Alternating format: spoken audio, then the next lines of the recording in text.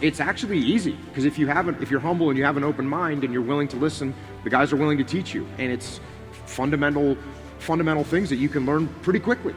But anybody that comes in that's arrogant, that thinks they know everything, they're gonna have problems. And again, that's the same thing you see in the business world.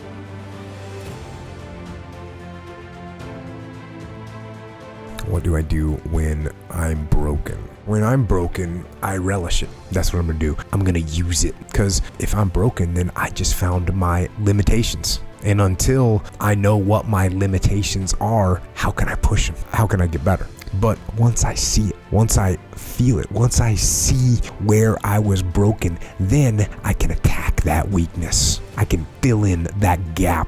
I can reinforce that breach. If you break, it means it's time to fortify your will to make it stronger. And look, there's all kinds of different ways to break. You can break physically, you can break mentally, break your heart, you can break your spirit, and none of those are fun. And all of those are gonna leave a mark.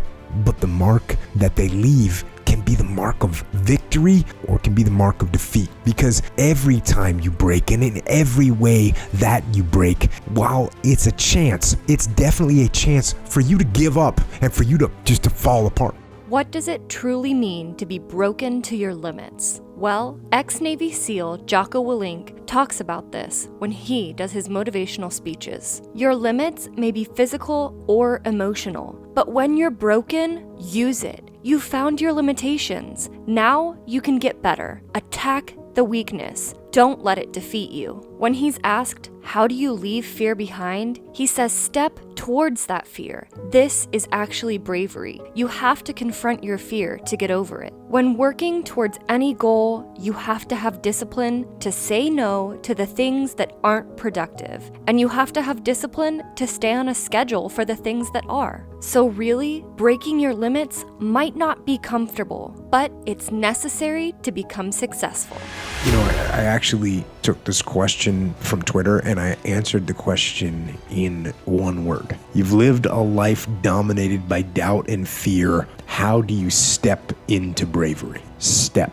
That's how you step into bravery. Step. Take the step. Step aggressively towards your fear. That step towards your fear is the step into bravery, because we're scared of what we don't know. And there is only one way to learn and to know, and that is to confront that fear. You have to step, you have to go. And this simple action, this simple attitude, it answers so many questions. My theory here would be, if you're afraid of fighting and altercations, go train jiu-jitsu. If you're afraid of heights, work on some rock climbing. If you're afraid of the water, it's time to swim. It's time to surf. It's time to get out there. If you're afraid of pull-ups, do pull-ups. If you're in squats, do squats. If you're afraid of public speaking, go speak in public.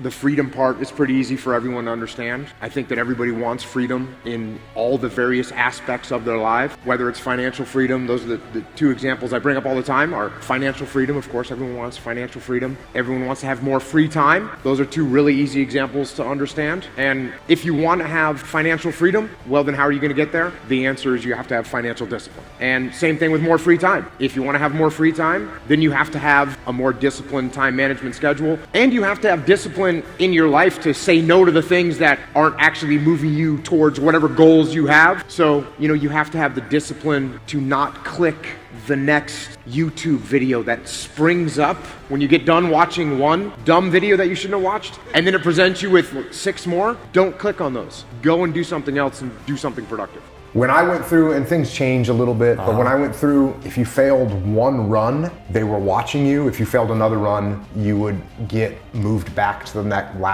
next class. Then if you failed another one, you were out. So a 4-mile timed run, and that's one example, because you have a 4-mile timed run, you have swims that are timed, you have obstacle courses that are timed, and then you have other, we call them evolutions, but you have underwater not timed, life-saving. So life-saving is a good one, because what it is you have to go and rescue these SEAL instructors in the water. So it's sort of like what a lifeguard would do. So if you fail that once, then you'll get another try. If you fail it again, you'll get rolled to the last class, to the next class, and if you fail there, then you're out. If you failed one run, one swim, one obstacle course, then you could do that, and I did that. You know, I failed a run, I failed a swim, I failed an obstacle course. I don't know if I failed any. Oh, I failed one water evolution called pool competency. I failed that one time. So I was like a gray man in terms of, it was actually good. I wasn't great at anything, but I wasn't horrible at anything either.